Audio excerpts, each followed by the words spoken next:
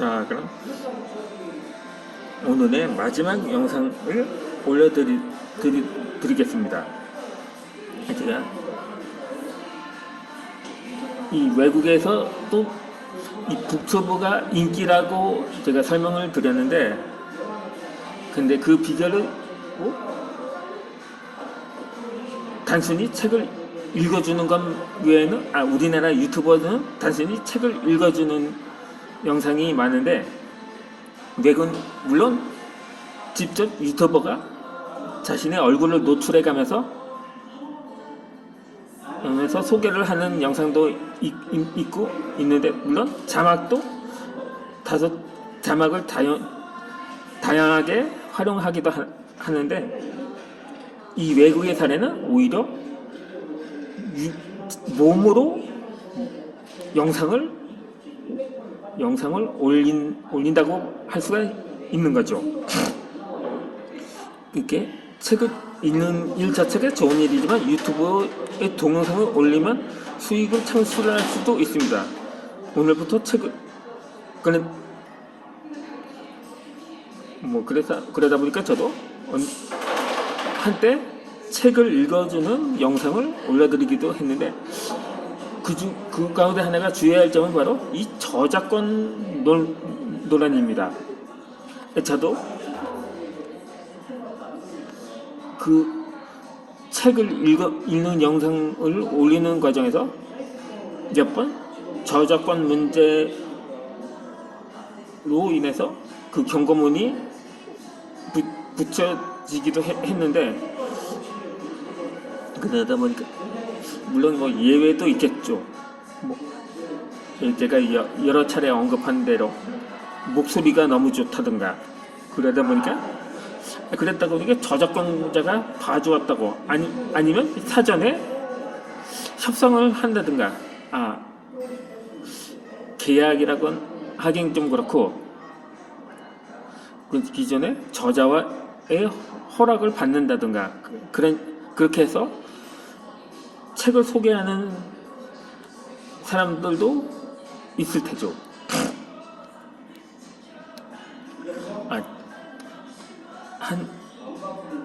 그러니까 한 5년 전에 통계에서도 초중학생들의 장래 희망이 유튜버라고 소개가 된 적이 있었는데, 한때 그 유튜브가 폐지가 된다는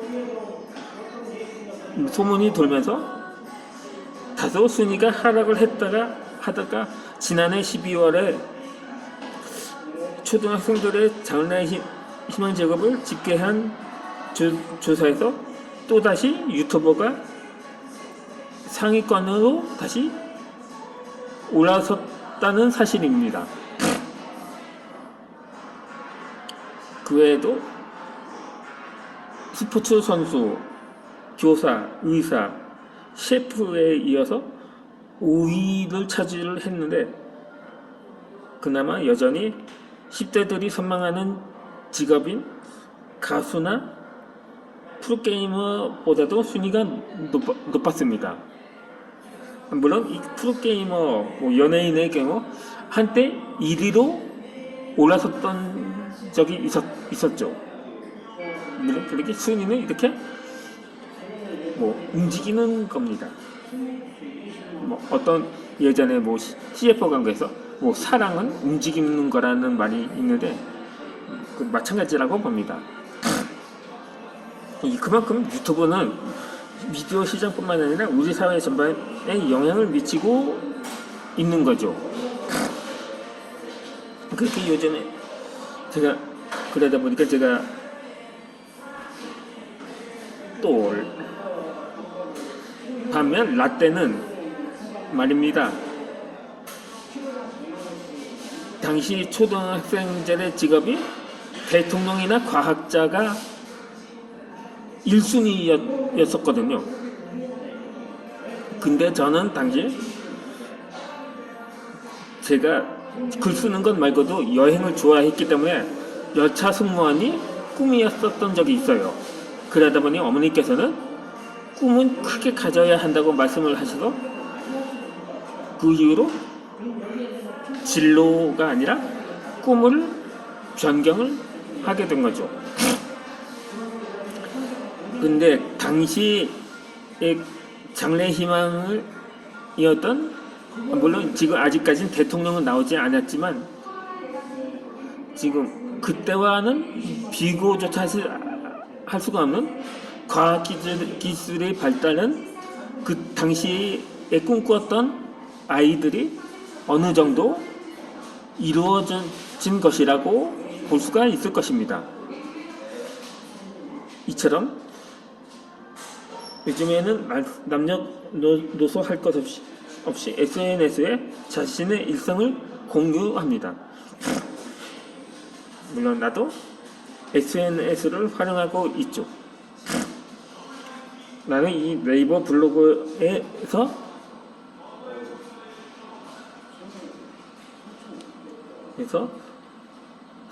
특정 주제는 정하지 않았는데 그러다가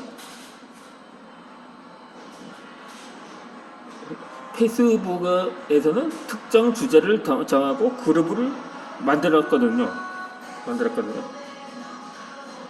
그렇게 해서 2년 전부터는 유튜브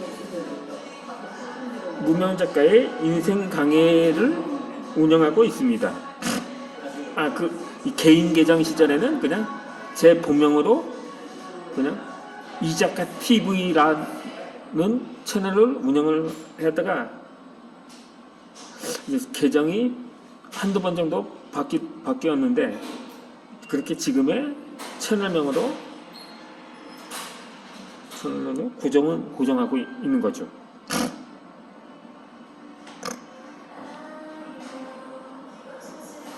나의 이 채널에서는 다양한 책을 읽어주거나 책 리뷰를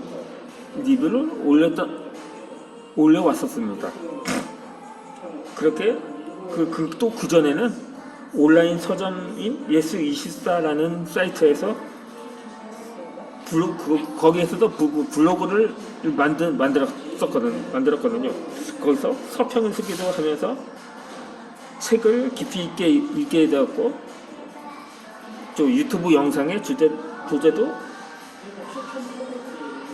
제가 하는 그렇게 해서 고정화 시킬 수가 있었던 거죠. 그렇게 오프라인과는 달리 SNS는 인터넷을 통해서 세계 모든 사람과 이맥을 형성하고 관계를 맺을 수가 있습니다. 이 이메일 하나만으로 계정을 쉽게 만들 수 있어서 사용 방법이 복잡하지 않은 데다 지역적으로 국한되어 있던 인맥이 다른 지역, 나라까지 확대돼서 더 다양한 사람들과 친구가 될 기회를 제공해 줍니다. SNS를 통해 정보가 무척 빠른 속도로 확산되었기 때문에 여론 형성에 큰 효과가 있습니다. 또 SNS는 두 가지 효과를 가지고 있습니다. 하나는 기존 오프라인에서 알고 있었던 사람들과 인맥관계를 강화해줍니다. 다른 하나는 온라인을 통해서 형성된 새로운 인맥을 쌓을 수 있는 장점이 있습니다. 그 때문에 인터넷에서 개인의 정보를 공유할 수가 있는 거죠. 의사소통을 도와주는 소셜미디어인 1인 커뮤니티라고도 불립니다. 인맥 형성 외에도 SNS는 다양한 활동 범위가 있는데 마케팅은 물론 소셜 커머스, 지식 판매, 공공부문, 게임 등의 이용이 될 수가 있는 거죠. 이전엔 왕따였던 이전에 책 속의 주인공들이 인맥이었다면 지금은 SNS를 통해서 맺은 친구가 그 인맥이라고 할 수가 있는 거죠.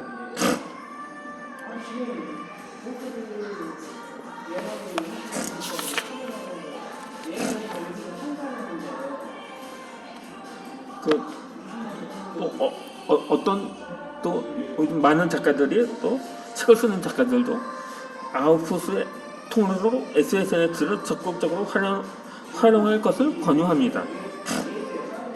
그렇게 읽는 부분에 단 몇 줄만만 공유해도 책 내용이 생각나기 때문에 기억이 오래 남는다고 합니다.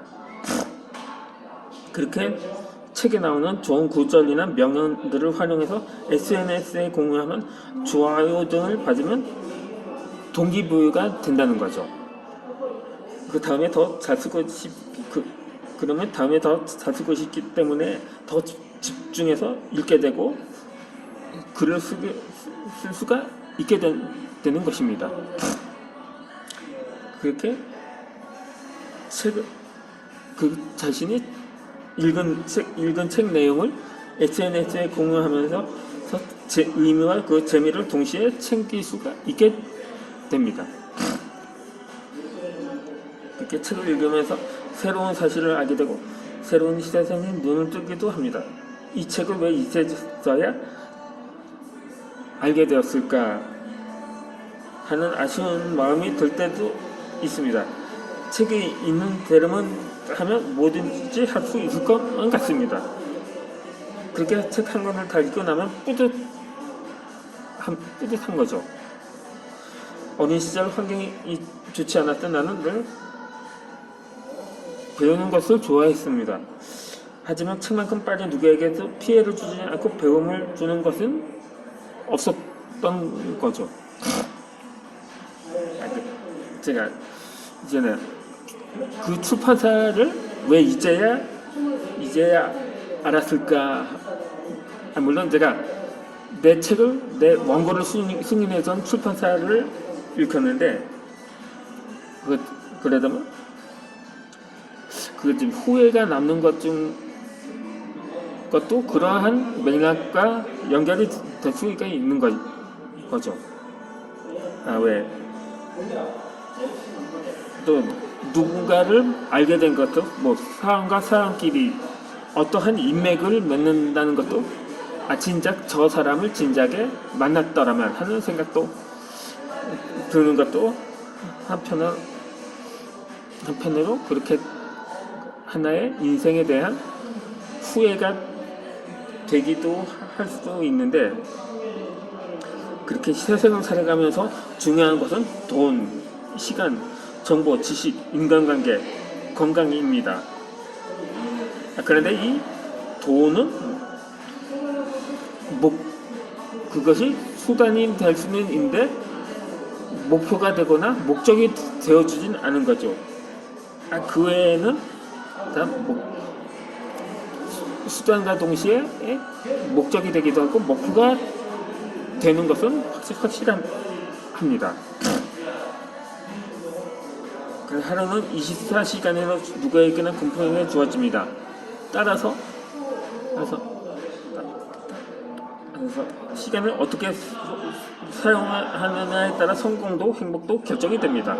새로운 일을 시작할 때 굳이 시행착오를 겪을 필요는 없습니다.